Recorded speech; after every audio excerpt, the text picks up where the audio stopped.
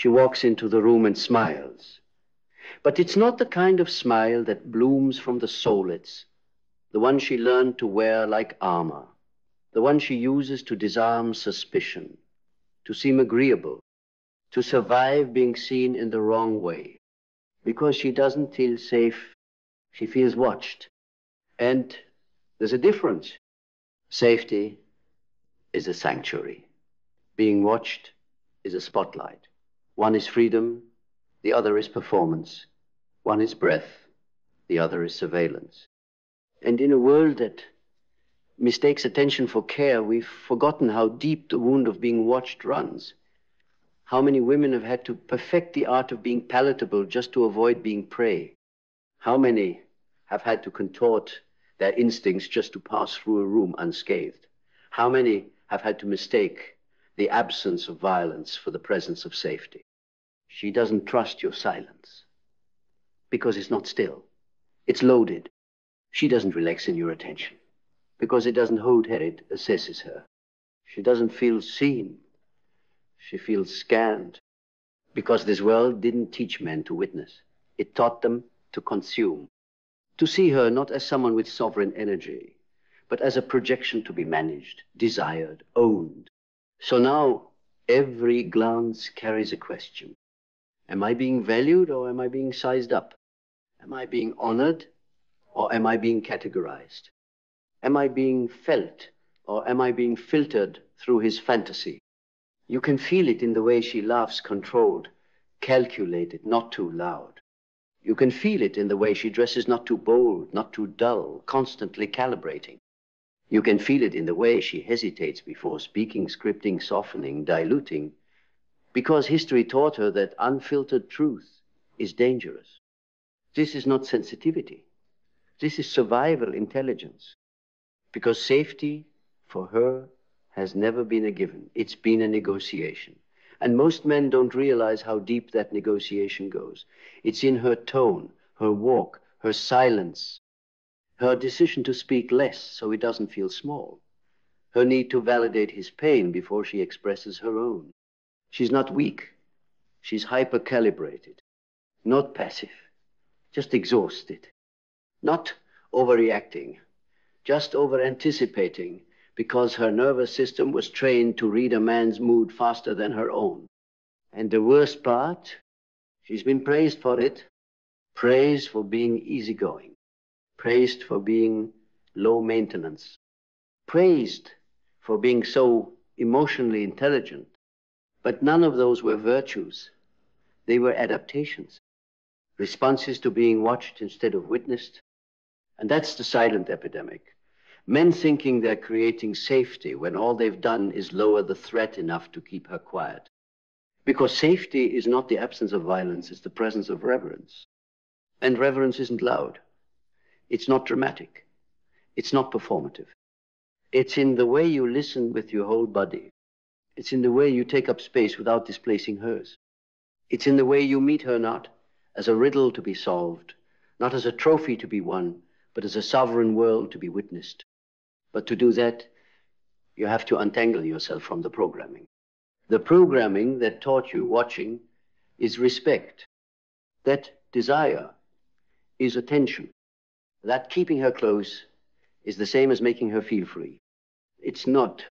She's been watched her whole life by strangers, by partners, by mentors, by men who smiled with soft eyes and hard expectations, men who called her radiant while slowly erasing her edges, men who asked her to open up just so they could label her, men who said they loved her power as long as it made them feel stronger. So no, she doesn't feel safe just because you're quiet, just because you're calm, just because you say you're different. She'll feel safe when your presence stops being a mirror for her performance and becomes a space where her soul can rest without editing itself. That's when her body finally exhales. That's when her truth emerges not manicured, not modified, but raw. That's when her love stops being a strategy and starts being a pulse. And if you've never felt that kind of love before, it's because you've never made someone feel that safe. So stop watching. Start witnessing. Stop managing. Start honoring. Stop analyzing her expression like data and start feeling her presence like prayer. Because her presence isn't a performance, it's a living transmission. And when you watch her, instead of witness her, you reduce her to a frame, a moment, a role, a contour, when she is a force. And a force is not meant to be understood, it's meant to be respected. You don't need to analyze the ocean. You stand at its edge and listen. You don't dissect the thunder. You let it move you. She is no different. But we've been conditioned to relate to women like puzzles to be solved, not portals to be felt. We've learned to measure their value by how well they fit our narrative, instead of asking how deeply we can expand to meet theirs. Because to truly witness her, you must be willing to be changed by her. Not just impressed, not just aroused, not just inspired, but changed. And most men are too afraid to change, too afraid to surrender their internal hierarchy, too afraid to sit in the presence of something they can't dominate, fix, or explain. So they watch from a distance that feels close, with eyes that seem soft, but intentions that are sharp. And she feels it. She always feels it, even when she doesn't say it, especially when she doesn't say it. Because her silence isn't agreement, it's assessment. She's scanning for who you are beneath the softness, for the truth under your tone, for whether your presence is a performance or a practice. Because she's met your type before. The emotionally intelligent man who can quote Rumi but disappears when she sets a boundary. The conscious man who praises the divine feminine until she says no. The safe man who listens well until she's no longer saying what he wants to hear. You can't fake reverence. You can't weaponize empathy without her noticing. You can't call yourself safe while secretly needing her to shrink. So the question is no longer, does she feel desired? It's, does she feel free? Does her nervous system settle in your presence? Or does it rehearse? Does she feel like she has room to breathe? Or just room to perform? Because love without freedom is not love, it's captivity with a prettier name. And freedom is not passive. It's active. It's what you create with your choices, with your consistency, with the way you leave space without withdrawal, with the way you offer structure without control, with the way you invite her expression without editing it. That's when she'll soften not out of compliance, but because she feels her guard is no longer necessary. And a woman without her guard isn't a woman who becomes smaller. She becomes cosmic. She becomes unfiltered, unapologetic, uncontainable. Not because she's being held by you, but because she's finally being met by you. And that meeting, that soul-level convergence, it doesn't happen when you watch her like a prize. It happens when you witness her like a presence, not something to conquer, not something to possess, but something to reverberate with. Because the woman who feels truly seen doesn't just love you. She remembers herself through you. Not because you gave her anything, but because you finally stopped taking her voice and reshaping it into compliance. Taking her wildness and softening it for your comfort. Taking her silence and filling it with your interpretations. She doesn't want to be interpreted. She wants to be felt. She wants to be met beyond the image, beyond the identity, beyond the label of queen or goddess or high-value woman. All of that is still language designed to frame her, to elevate her in a way that still keeps her within your grasp. She doesn't want to be on your pedestal. She wants to be in her power. And her power, it doesn't need your permission, but it asks for your presence.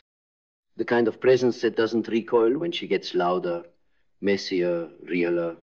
The kind that doesn't confuse her emotion for chaos. the kind that doesn't project your discomfort onto her as critique. Because she's not being dramatic. She's being honest. She's not too intense. She's unfiltered. And if you're threatened by that, it's not because she's too much. It's because you've settled for too little inside yourself. Too little self-reflection. Too little shadow work. Too little capacity to hold the mirror she becomes when she stops performing. Because when she stops performing, you'll see who you truly are. Not the version she coddled. Not the man she made space for while suffocating her truth. But the man who must stand in the heat of her authenticity without shrinking from it. That's the invitation. Not to fix her. Not to calm her. Not to turn her fire into a candle. But to burn with her. Consciously. Consensually. Reverently. Because that kind of woman does not need protection from the world. She needs freedom within it. And the man who becomes her sanctuary is the man who stops trying to contain her. He doesn't just step back. He steps up. Not to lead her, but to lead himself so deeply that she knows her expansion won't threaten his foundation. That's when she knows she's safe. Not because you say it. Not because you promise it. But because your presence proves it. And in that presence, she no longer feels watched. She feels home. Because home isn't a place. It's a frequency. And when she feels it, she doesn't have to ask if she's safe. Her body knows. Her voice flows. Her energy expands. She doesn't become smaller to stay close to you. She becomes limitless. Because home is where she's not interrupted. Not dissected, not diluted for the sake of someone else's insecurity. It's where her fire doesn't scare you. It stirs you. It challenges the parts of you that still want to lead without listening, to hold without honoring, to admire without understanding. And if you can't stand the heat of her unfiltered essence, it's not because she's too much. It's because you haven't yet built a self strong enough to hold her truth. But if you do, if you choose to meet her with full presence instead of passive control, if you choose to feel her truth instead of file it into categories, if you choose to honor her boundaries without needing to be congratulated for it, then she will meet you in places you've never known love could exist. Not because she needs to, but because she wants to, because she feels something she rarely feels in this world, unwatched, unjudged, unowned, free to unfurl, free to rise, free to not perform one more second for a gaze that was never sacred to begin with. And that's the secret. She never needed your gaze. She needed your respect. She needed your consistency. She needed your truth more than your tenderness. She needed your integrity more than your intellect. Because she doesn't need another man who watches her. She needs a man who sees her and stays. Not to manage her, not to mold her, but to meet her again and again where she is unapologetically whole. No fixing, no framing, just freedom. Because when a woman is finally safe, she doesn't become quiet. She becomes sovereign. And that, more than anything, is what she was born to be. And sovereignty is not a pose. It's not the curated caption. Not the aesthetic strength that fits inside a man's comfort zone. It's the raw electricity of a woman who no longer needs to trade her wildness for belonging. A woman who does not perform her softness to avoid being punished. A woman who does not tone herself down to be chosen. A woman who does not translate her intuition into palatable language, just so he won't label her too much. Because she's done with being reduced. She's done with being watched like a screen, studied like a theory, absorbed like a projection. She doesn't want to be understood. She wants to be felt. She wants you to feel the ancient wisdom in her silences, the untamed grief in her anger, the reverence in her no, the temple in her body. And that is not something you earn by behaving well.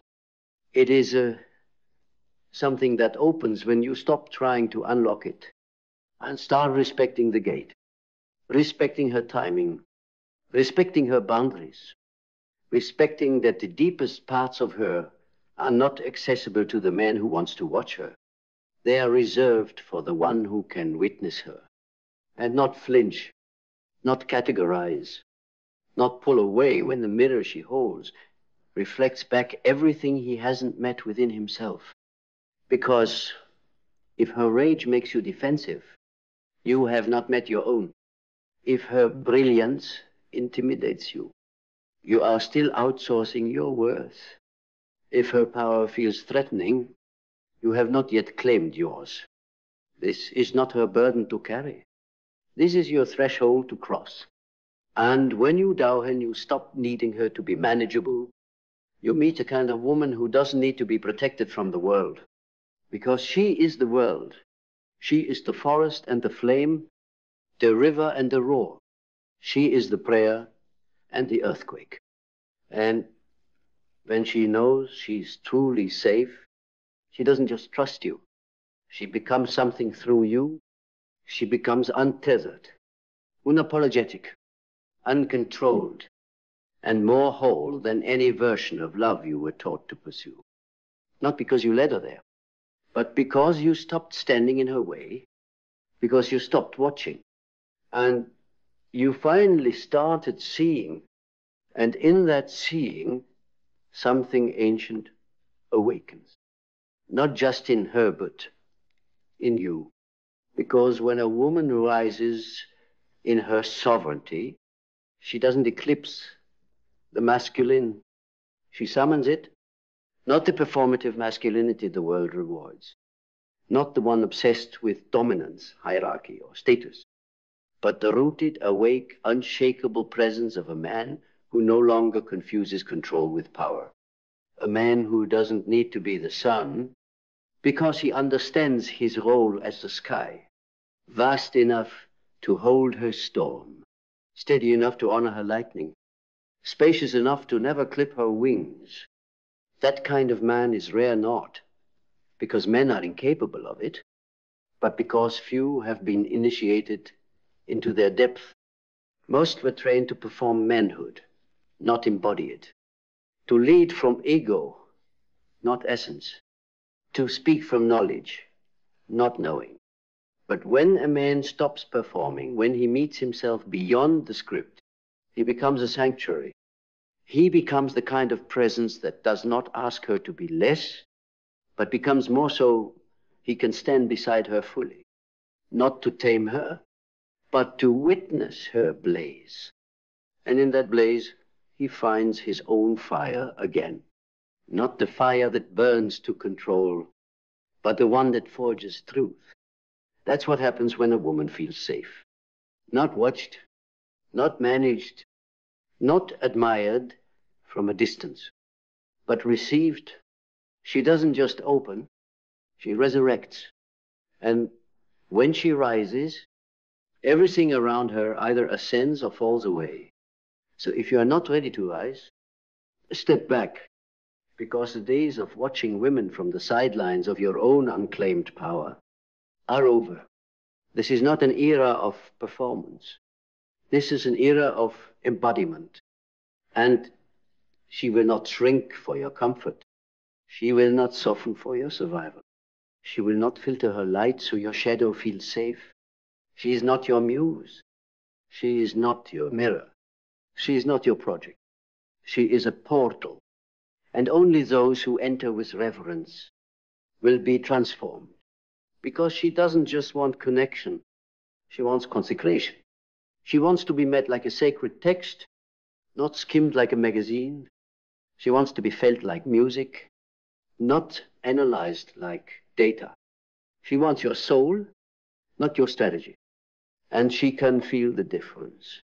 She can feel when your compliments are currency, when your attention is a transaction, when your support is just a disguise for staying close enough to benefit, but far enough not to be accountable. She knows, and she's done pretending she doesn't. She's done playing small just so you feel big. Done making herself soft so you don't feel sharp edges of your own unhealed wounds. Done being polite when your presence feels more like pressure. She's no longer impressed by men who know the language of healing, but avoid the labor of it. Men who say, I see you, but refuse to see themselves. Because she's not here to be worshipped. She's here to be walked with in the fire, in the dark, in the raw, unraveling truth that breaks the surface of every real connection. This is where love is forged now, not in flattery, but in facing your need to be right, facing the subtle power plays, facing the way you look at her no with awe but with appetite, facing the ego that confuses her no for a challenge instead of a boundary. This is the new rite of passage. And those who can't take it will keep watching from a distance, forever wondering why she never trusts them, forever asking why she pulls away, why she smiles with her mouth but never with her spirit. It's because she doesn't feel safe. She feels seen through. She feels interpreted. She feels on display. And a woman on display is not a woman at rest. She's a woman on guard. She's a woman performing safety so she doesn't have to survive your attention. But you who have stayed with me this far, you are not here to keep her on stage. You are here to dismantle the stage, to burn the scripts, to tear down the pedestal, to meet her where she already is, whole, holy, human, not your muse, not your mirror, not your reward for being better than other men, but a sovereign soul who will never again dim her light just to feel watched without being held.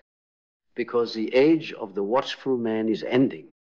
The era of the silent controller, the passive manipulator, the man who studies her like an archetype while refusing to evolve, is collapsing. She's not waiting anymore. Not for validation, not for permission, not for some emotionally literate man to arrive with just enough awareness to pacify her, but not enough depth to meet her. She's not asking you to be perfect. She's asking you to be present, to bring your whole self, not the curated self, not the digestible one, the real one, the scarred one, the unfinished one, because here's the paradox. The woman who no longer performs for your comfort will love you more deeply than anyone ever has, but only if you can stand in her fire without trying to tame it. Only if you can see her radiance without turning it into possession.